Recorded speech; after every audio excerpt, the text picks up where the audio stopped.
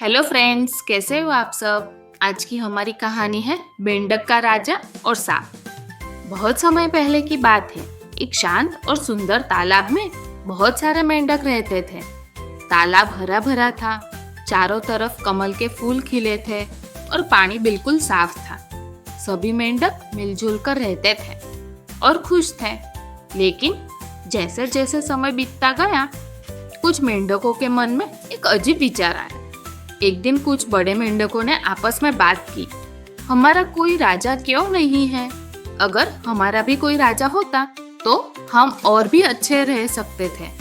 सभी मेंढकों ने यह बात सुनी और उन्हें भी यह विचार अच्छा लगने लगा। फिर क्या था, उन्होंने सब मिलकर एक बड़े, मोटे और बूढ़े मेंढक को राजा बना दिया।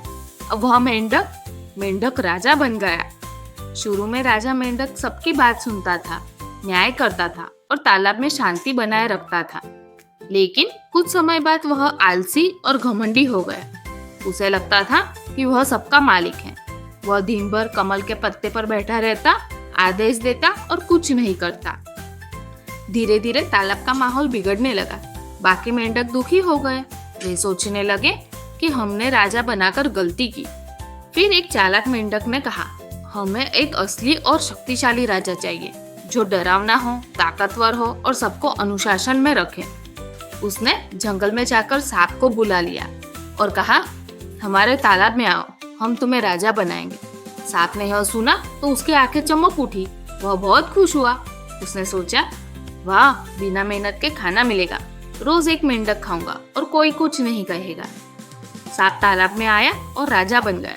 शुरू में वह शांति से रहा, लेकिन कुछ ही दिनों में उसने अपना असली रूप दिखाना शुरू कर दिया। वह हर दिन एक एक करके मेंढकों को खाने लगा। सारे मेंढक डर में जीने लगे। अब उन्हें अपनी गलती का एहसास हुआ। उन्होंने सोचा, हमने आराम और अनुशासन के नाम पर एक राक्षस को बुला लिया।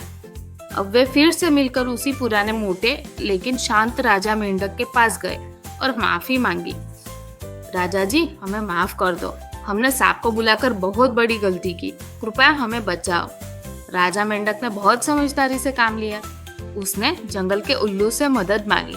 उल्लू ने सांप को डराया और कहा, अगर तुमने अब किसी मेंढक को खाया तो मैं तुम्हें ले जाऊंगा।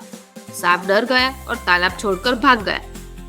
अब सारे मेंढक समझ चुके थे कि गलत नेता चुनना सिर्फ परेशानी ही नहीं, विनाश भी ला सकता है।